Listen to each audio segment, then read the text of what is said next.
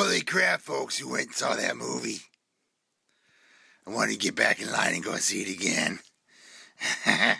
Can't wait for it to come out so I can own it. I watch it every day, all day. This movie has all the blood and guts that you could handle. Chainsaws! Boomsticks! Fire! Blood. Bodily dismemberment. Oh my. Not for the kiddies. You know, the only reason that I gave it a 9 out of 10 was because there was no TNA in it. Not a single scene. Couldn't believe it. But they did have the rape scene in the woods. And this time they didn't have a little twig that got the girl. This time it was a great big old fat. Oops. Sorry to all my female viewers out there. I get a little crazy sometimes. I do apologize. I am evil. What are you gonna do? I don't know. But if you have seen it, then you already know what I'm talking about. And I'm pretty sure it's going to be right there in your DVD library, right next to the rest of your Evil Dead movies. So I'm pretty sure it was just like a lot of fans out there. They come out, they say they're going to do a remake, and I went, no! Don't do that, you're going to mess it up for everybody else. I'm man enough to say I was wrong. I really enjoyed this, and I recommend you going out and seeing it as well. Whether you get to see it in the movie theaters, which I'm not sure if it's still out there, may not be, or if you buy it on DVD when it comes out, I highly recommend you getting out there and getting to see it. It's really evil.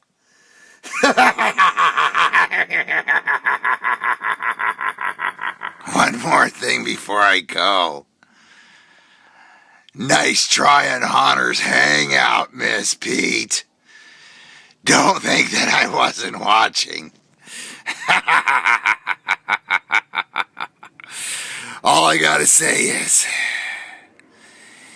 be watching out in the middle of the night. You just never know.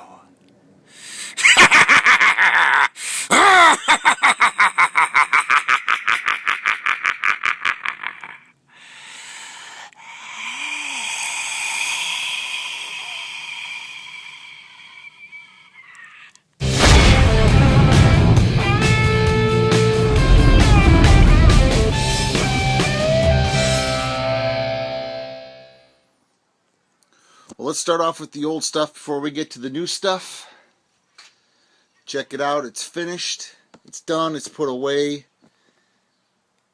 Ended up painting this thing 4 times. A couple times with dry lock. Painted it all black like I think you saw it last time. Then I hit it with this steel gray. And then dry brushed it. So really 5 times. But, you know, consider dry brushing painting. I don't know. Dry brushed it white and then repainted the base as well, because it had monster mud splashed all over it. So, but yeah, that's it. I do have the red LED lights inside this from the prop that the skull came out of, and I lit it up, but I just don't like it, so I'm not going to have it. It's just going to be this and whatever other lights are in the graveyard. Nothing shining on the statue itself, because it looks really cool at night when that candle's doing nothing but lighting up his face. So we're going to leave it that way.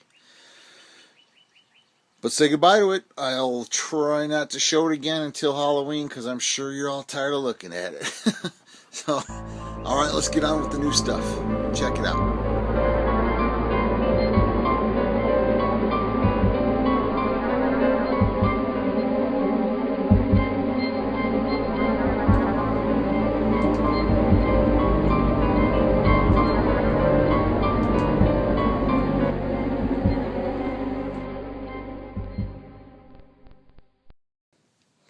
A little dark in here. I know, I'm sorry. But my leering skeleton is finished.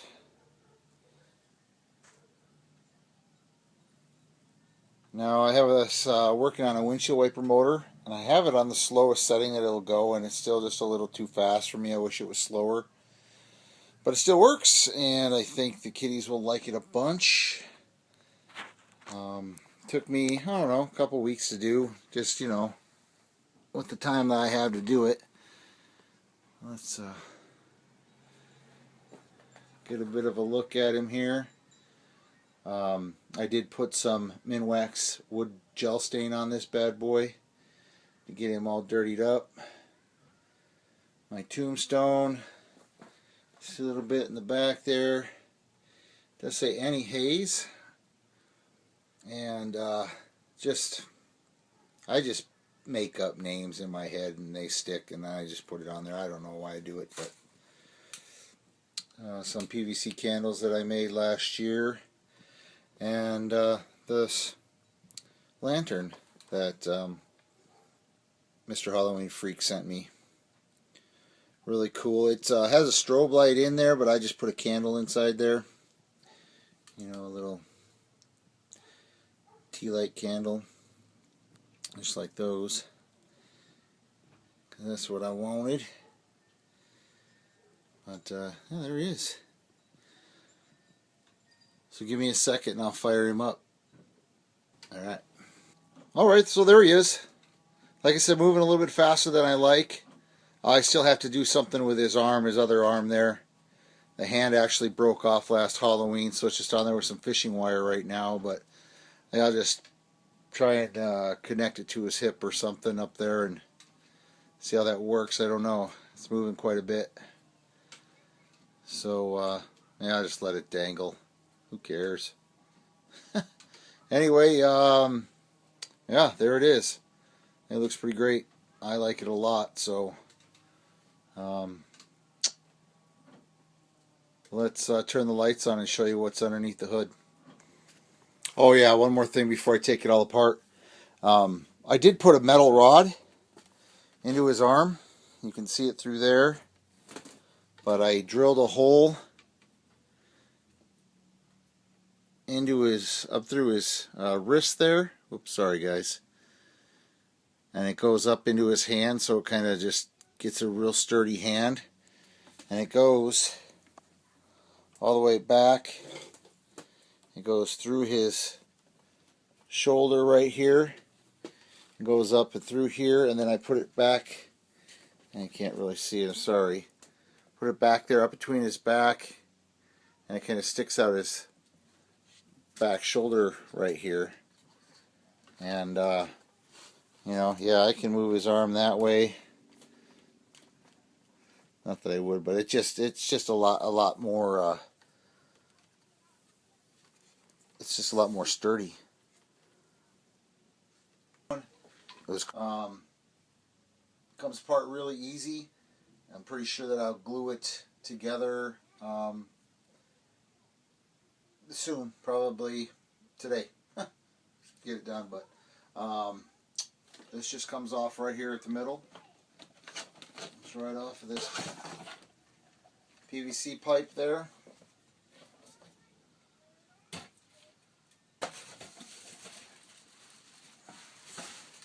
And I just have the legs on the same piece of PVC pipe. I just drilled a hole, yeah, right through there. This goes right up through there. And it just sits right on top of the tombstone. And then here, I'm going to put this down a little bit now. You can see what's going on here. Take the stone off. It just slips off, and I've got it carved off in the back there.